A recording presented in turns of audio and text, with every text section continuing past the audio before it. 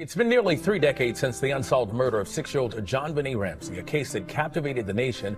And even though her parents always denied any involvement in her death, había algo en ella, alegre, de espíritu libre, muy Boulder, ya sabes, de esas que hacen yoga al amanecer, con kombucha en la mano. Probablemente no ha visto un abrigo de bisón en su vida y no se la pillaría con uno si lo hubiera visto. Boulder era precioso, sí, pero no se parecía en nada al mundo del que venimos. Éramos gente de traje y corbata, maletín y café. En Boulder, la gente se inclinaba más por andar descalzo y la sanación con cristales. Luego estaba John Ramsey. Tenía esa mirada, tranquila, indecipherable, la clase de mirada que hacía que la gente se detuviera a pensar. ¿Qué le pasa por la cabeza a este tipo? Fue el primero en encontrar a John Bonnet. La levantó, la abrazó, y así, sin más, la escena del crimen quedó destruida. Cualquier posibilidad de preservar la evidencia, desaparecida. Y, sin embargo, curiosamente, la policía no lo presionó al respecto. No como hicieron con Patsy, ni como hicieron con Burke, lo cual era extraño. O sea, él era el jefe de la casa, el que tenía el control. Pero, de alguna manera, la gente lo miraba como si solo fuera un padre triste e inofensivo en segundo plano. ¿Era eso todo? ¿Un padre afligido, atrapado en una pesadilla? ¿O sabía mucho más de lo que dejaba ver? Entonces, ¿quién es John Ramsey en realidad? Bueno, retrocedamos. John Bennett Ramsey nació en Lincoln, Nebraska. No era solo un tipo rico con un aura misteriosa, también era inteligente. Estudió en la Universidad Estatal de Michigan, se licenció en Ingeniería Eléctrica en 1966 y luego regresó para cursar un MBA en 1971. No está mal, ¿verdad? Empezó en la Marina, se unió al Cuerpo de Ingenieros Civiles, sirvió 3 años en Filipinas y luego se quedó 8 años más en la Reserva en Atlanta. Y es piloto con licencia. No es un piloto cualquiera. Tenía 2 aviones privados. Cuando tienes 2 aviones, o te apasiona la aviación o simplemente odias las filas de la TSA. Venía de una familia militar. Su padre, James J. Ramsey, fue un piloto condecorado de la Segunda Guerra Mundial. Su madre fue Mary Jane. Nebraska marcó sus primeros años y luego construyó lo que parecía una vida, una carrera, un dinero y una familia perfectos. Pero claro, las apariencias engañan. Y en el caso de John, esa es la pregunta del millón. ¿Fue solo el desafortunado protagonista de una tragedia nacional? ¿O estuvo más involucrado de lo que nadie se atrevió a creer? ¿La vida personal de John Ramsey? Sin duda, compleja.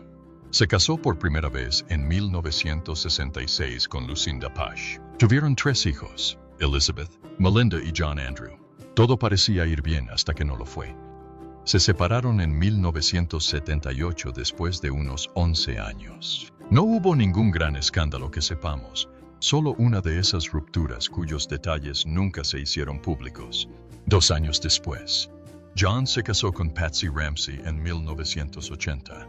Patsy, ex reina de belleza, lucía una gran sonrisa y una presencia imponente. Juntos, tuvieron a Burke y a su hijo menor, John Bonnet Patricia Ramsey, quien nació el 6 de agosto de 1990. Esa niñita de rizos rubios se convertiría más tarde en el centro de uno de los misterios más comentados de Estados Unidos. Como padre, John no era de los que se desentendían ni estaban demasiado ocupados con el trabajo. Estaba presente, apoyaba las actividades de sus hijos, se presentaba y pagaba las cuentas. Para 1996, los Ramsey vivían en Boulder, Colorado, en una casa grande y hermosa en la calle 15. John se había labrado una carrera seria. En 1989, fundó una empresa tecnológica llamada Advanced Product Group. Posteriormente se fusionó con otras empresas y se convirtió en Access Graphics. Bajo el liderazgo de John como director ejecutivo, la empresa no solo creció, sino que se disparó. Para 1996, Access Graphics había generado más de $1,000 millones en ingresos. 1,000 millones. Y no solo nadaba en números. Ese mismo año, la Cámara de Comercio de Boulder le otorgó el título de Emprendedor del Año. Su patrimonio neto en mayo de 1996, alrededor de $6,4 millones, y solo unas semanas antes de Navidad, recibió una bonificación de $118,000. Esa es la cantidad de dinero que la mayoría de la gente no ve en una década. Lo veía además de su sueldo habitual. Pero John no solo se dedicaba a los negocios. Durante las fiestas, él y su familia eran conocidos por asistir a eventos comunitarios y eclesiásticos, especialmente a la Iglesia Episcopal de San Juan en Boulder. Aunque no hay una lista oficial de lo que asistieron en los días previos a la Navidad, se puede decir que fueron el tipo de familia que participó, sonrió para las fotos y transmitió una energía familiar alegre. Aunque, tras bambalinas, las cosas no fueron tan perfectas, porque todos sabemos que el dinero, los títulos y las casas perfectas no siempre cuentan la historia completa. John no solo dirigía una empresa millonaria, también se presentaba como padre, especialmente en los concursos de belleza de John Bonnet. Ahora, Patsy se encargaba de la mayor parte del brillo, la laca y la apretada agenda. Ella fue la reina del desfile en su época. Pero John, sin duda, él estaba involucrado, ya fuera animándola desde la grada, sentado durante los ensayos o sonriendo con orgullo en la primera fila. Él estaba presente. Justo antes de Navidad, John Bonnet incluso apareció en un centro comercial local de Boulder, y es muy probable que John también estuviera allí. Su presencia en estos eventos no era solo para aparentar, era parte de cómo mantenía a sus hijos. Puede que fuera director ejecutivo, pero al fin y al cabo, seguía siendo un padre con una videocámara y un asiento en primera fila. Más allá de los concursos, John también tenía fuertes vínculos con la élite de Boulder. Él y Patsy formaban parte de la vida social del pueblo, relacionándose con familias como los Stein y los Ramsey. El 23 de diciembre de 1996, apenas 2 días antes de que todo cambiara, los Ramsey asistieron a una fiesta de Navidad en casa de sus amigos cercanos, Fleet y Priscilla White. ¿La lista de invitados? Muy Boulder. Muy bien relacionados. Esa noche fue importante para los Ramsey, socialmente hablando. Antes de ir a casa de los White, habían organizado su propia fiesta navideña en su casa de la calle 15.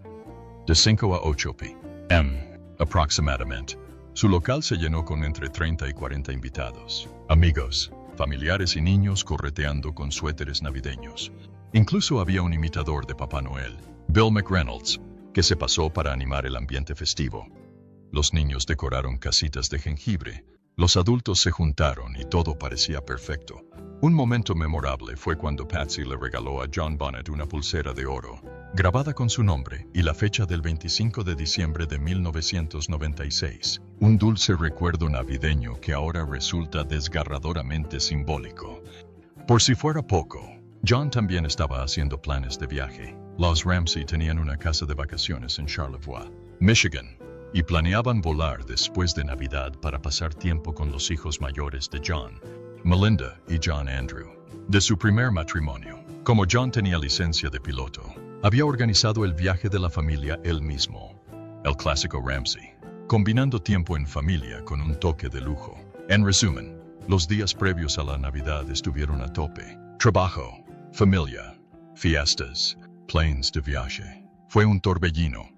En la superficie, todo parecía feliz y pleno, pero como sabemos, esa vida perfecta pronto se desmoronó. Así que, el día de Navidad de 1996, todo parecía bastante normal en casa de los Ramsey. John Bonnet, su hija de 6 años, estaba vestida con un bonito conjunto blanco y negro, probablemente luciendo una pulsera nueva que acababa de recibir como regalo.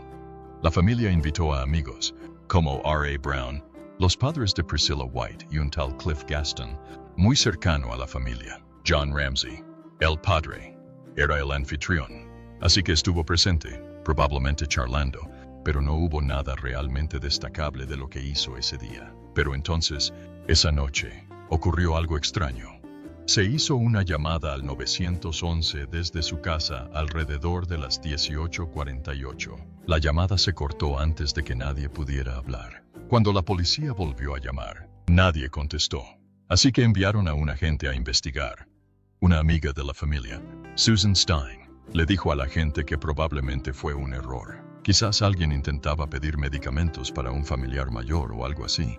No parecía urgente en ese momento, así que el agente se fue y no se presentó ninguna denuncia. El resto de la Navidad fue normal. John Bonnet recibió una bicicleta. La familia abrió los regalos. Cenó. Las típicas cosas navideñas. Más tarde esa noche, John dijo que lo llevó a la cama después de toda la emoción. Incluso existe la teoría de que pudo haber comido piña esa noche, pero nada lo confirma, ni que John fuera quien se la dio. Entonces llegó la mañana del 26 de diciembre, y aquí es donde todo cambia. Sobre las 5:30, Patsy se despertó para preparar un café. Se suponía que volarían a Charlevoix, Michigan. Más tarde ese día, John tenía su propio avión privado y planeaba llevar a la familia él mismo. Pero poco después de levantarse, Patsy fue a ver cómo estaba John Bonnet y se dio cuenta de que su cama estaba vacía. Naturalmente, entró en pánico. Unos minutos después, encontró una nota de rescate escrita a mano en una escalera trasera. Era larga, de 3 páginas, y exigía una cantidad de dinero extrañamente específica, la misma que John acababa de recibir como aguinaldo. La nota afirmaba que John Bonnet había sido secuestrado. Patsy corrió inmediatamente a avisarle a John, y ambos registraron la casa frenéticamente. No había rastro de John Bonnet. Incluso echaron un vistazo a Burke, su hijo, que aún dormía. Luego, a las 5:52 a.m., Patsy llamó al 911. La llamada ha sido analizada desde entonces. En lugar de explicar inmediatamente qué pasaba, Patsy empezó por dar su dirección. Quizás solo intentaba ser eficiente, pero a algunos les pareció extraño, como si estuviera siguiendo un guión. Cuando finalmente lo explicó, dijo, «Tenemos un secuestro. En lugar de, se han llevado a mi hija». Cosas como esa hacían que la gente sintiera que se distanciaba de lo que realmente estaba sucediendo. Durante toda la llamada, se centró en la nota de rescate antes incluso de mencionar la desaparición de su hija. Eso también parecía extraño, como si la nota fuera más importante que la niña. Y en lugar de decir mi hija, seguía usando nuestra hija o nosotras, lo que la hacía parecer extrañamente distante. La gente también notó que repetía por favor una y otra vez, lo cual, si bien era cortés, a algunos les pareció forzado, casi como si se esforzara demasiado en parecer molesta. Aún más preocupante, nunca le preguntó al operador cosas como ¿qué debo hacer? ¿O cómo puedo recuperarla? Ni siquiera mencionó la advertencia de la nota de no llamar a la policía, lo cual habría sido un gran temor para cualquier padre. Después de colgar, la línea permaneció abierta unos segundos más. De hecho, se oyen voces de fondo. Una parece la de John diciendo, no te estamos hablando. Y otra, probablemente Patsy, repitiendo una y otra vez, ¿qué hiciste? Algunos creen que hablaban con Burke, lo cual es inquietante, ya que afirmaron que estuvo dormido durante todo el incidente. Entonces, ¿la llamada fue real o fue otra cosa? Sigue siendo una gran pregunta. En fin, una vez que llegó la policía, John pareció cooperar al principio. Les dio la nota de rescate. Respondió algunas preguntas e incluso llamó a amigos como Fleet y Priscilla White para que vinieran a apoyarlos. El problema fue que esos amigos entraron a la casa antes de que fuera asegurada como escena del crimen. Algunos incluso limpiaron la cocina o cambiaron cosas del lugar, lo que despertó serias sospechas en los investigadores. ¿Por qué dejar entrar a la gente si la nota decía específicamente que no contactaran a nadie? Aún así, podría haber sido solo una reacción al estrés. La gente no siempre piensa con claridad en momentos así. Pero aquí está la parte que realmente causó sorpresa. La policía estuvo buscando toda la mañana, pero no revisaron completamente el sótano. Alrededor de la 1 p.m., el detective a cargo les pidió a John y a Fleet que hicieran un recorrido más. Fueron directos a una trastienda en el sótano, un almacén para artículos navideños. Allí fue donde John encontró el cuerpo de John Bonnet. Estaba tendida en el suelo bajo una manta blanca, con cinta adhesiva en la boca y un garrote al cuello. En ese momento, John la levantó y la subió, sollozando y gritando. La acostó cerca del árbol de Navidad. Esa acción, mover el cuerpo, terminó siendo un gran problema. Desvirtuó cualquier posible evidencia, huellas dactilares, posicionamiento, ADN, y la forma en que interactuó con el detective después la hizo sentir que algo andaba mal. Más tarde dijo que hubo una mirada silenciosa entre ellos que le dio escalofríos. Desde entonces, el caso ha estado rodeado de misterio y sospecha. La forma en que se gestionó la llamada, el trato que se dio en la escena y la forma en que actuaron las personas, todo ello ha dado lugar a años de especulación, pero sin una conclusión definitiva. A día de hoy, seguimos sin saber realmente qué le ocurrió a John Bonnet Ramsey. Incluso el FBI afirmó que fue inusualmente larga. La mayoría de las notas de rescate son breves y concisas. Esta parecía más una actuación. Los analistas de conducta incluso detectaron un tono maternal, como si quien la escribió conociera bien a la familia. Naturalmente, las sospechas recayeron sobre Patsy. El análisis grafológico no confirmó que la hubiera escrito ella, pero tampoco la descartó. John y Burke, su hijo, fueron absueltos, pero el hecho de que la nota estuviera escrita dentro de la casa y que ningún secuestrador la llamara ni contactara, hizo que todo pareciera montado, como si alguien la hubiera escrito para encubrir algo mucho más oscuro. Pero otros argumentaron, ¿qué pasaría si un intruso se hubiera colado, hubiera esperado el momento oportuno y se hubiera tomado su tiempo para escribir esa nota? Y si supiera exactamente lo que hacía. Luego está el caso de la propia JonBenét, de tan solo 6 años, encontrada muerta en el sótano ese mismo día. La autopsia reveló que había sido estrangulada con un garrote casero, hecho con un trozo de un pincel roto que pertenecía a Patsy. También tenía el cráneo fracturado. También había señales de trauma sexual, aunque no se encontró semen. Su cuerpo había sido colocado cuidadosamente, parcialmente cubierto con una manta blanca. No fue simplemente abandonado, sino que fue arreglado. Algunos dicen que demuestra culpa, otros que muestra familiaridad. ¿Pero el encubrimiento parcial? Los expertos dicen que no es así como suele reaccionar un padre. Es más común cuando un asesino siente una mezcla de vergüenza y desapego. Luego está la piña. JonBenét tenía piña en el estómago, algo que debió haber comido entre las 10 p.m. y las 12 m. Pero tanto John como Patsy dijeron que no había comido nada esa noche. Se encontró un tazón de piña en la cocina, y las huellas de Burke estaban en él. Nadie pudo determinar con certeza cuándo quedaron esas huellas, pero añadieron otra capa de misterio. ¿Estaba despierta esa noche, cenando con su hermano? ¿Pasó algo entonces? Incluso la reacción de John ese día, al encontrarla y cargarla escaleras arriba, dio que hablar. Algunos investigadores consideraron que perturbó la escena, quizás incluso intencionalmente. Pero, de nuevo, imagínense, un padre encuentra a su hija muerta, sola, en un sótano. ¿De verdad se le puede culpar por perder el control? Lo que hace este caso aún más confuso es que, si bien muchos apuntan a que alguien entró en la casa, también hay muchos que apoyan la idea de que alguien entró por la fuerza. Hablemos del ADN. Se encontró ADN masculino no identificado en varios lugares, en la ropa interior de JonBenét, sus leggings e incluso bajo las uñas.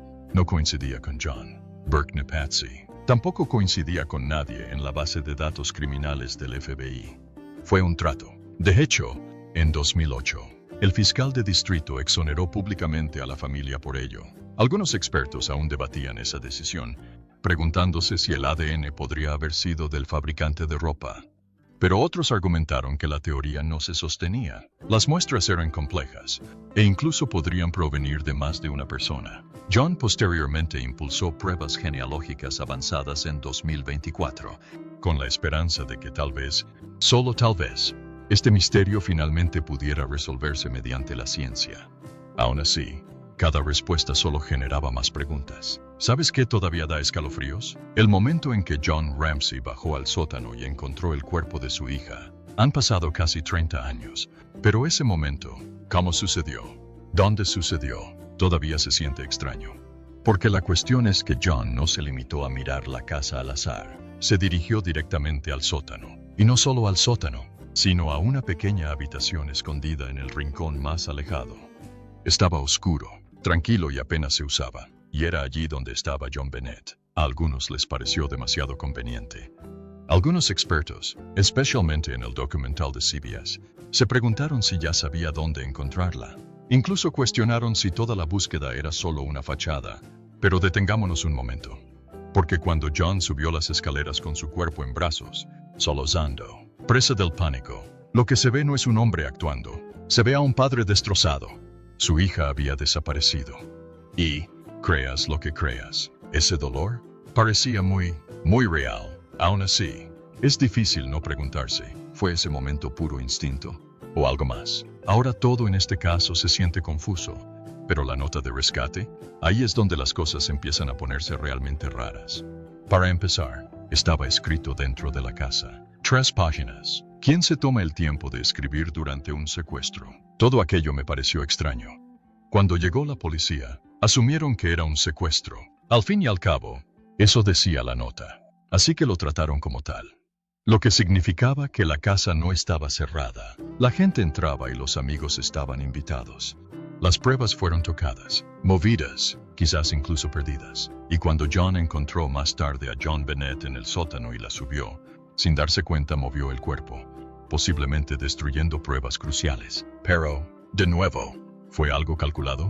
¿O se trataba de un padre que acababa de encontrar a su pequeña y no sabía qué más hacer? También había otros detalles extraños. Una linterna en el mostrador, posiblemente el arma utilizada para golpearla, pero no tenía huellas dactilares, ni sangre, ni ADN. Una cuerda encontrada en una habitación de invitados. Nadie en la familia lo reconoció. Una huella de bota en el sótano que no pertenecía a nadie de la casa, incluso un vello púbico en la manta. Además, no es compatible con nadie de la familia, y luego está el ADN. Es lo único que mantiene viva a Hope. ADN masculino, bajo las uñas de JonBenét, en su ropa interior y en sus leggings, y no coincidía con John, ni con Burke, ni con nadie en el sistema del FBI. En 2008, ese ADN fue suficiente para que el fiscal de distrito exonerara públicamente a toda la familia. Dijeron que esto venía de otra persona. Te creemos, pero no todos estuvieron de acuerdo. Algunos pensaron que el ADN podría provenir de la fábrica que fabricó la ropa. Otros creían que pertenecía al verdadero asesino. En 2024, John impulsó nuevas pruebas genealógicas, con la esperanza de que tal vez, solo tal vez, el ADN pudiera lograr lo que los detectives nunca pudieron. Que le den justicia a su hija. Aún así, por cada respuesta en este caso, surgen 5 preguntas más. ¿Una ventana rota del sótano? ¿Fue la puerta de entrada del intruso? ¿O solo una pista falsa? ¿Marcas inusuales en su cuerpo? ¿Fueron heridas de pistola eléctrica? ¿O algo más? ¿Y esa llamada al 911? Patsy sonaba frenética, aterrorizada. Pero cuando terminó la llamada, algunos expertos en audio afirmaron más tarde que aún se oían voces débiles. Una de ellas, tal vez incluso la de Burke, a pesar de que la familia decía que estaba dormido. ¿Fue un fallo técnico? ¿O significaba que alguien mentía? En el centro de todo esto está John Ramsey. Sus acciones, su dolor, sus decisiones. Encontró el cuerpo. La nota mencionaba su bonificación. La movió. Y, sin embargo, ninguna evidencia física lo relacionó con él. Eso es lo que hace que este caso sea tan inquietante. Cada pista apunta en 2 direcciones. Cada persona se siente inocente y desconfiada a la vez. Y sin importar cuántos años pasen, la historia de JonBenét aún resuena en su familia, en los investigadores y en todos nosotros, que seguimos buscando respuestas. Porque a pesar de todo lo que creemos saber, la verdad sigue estando fuera de nuestro alcance.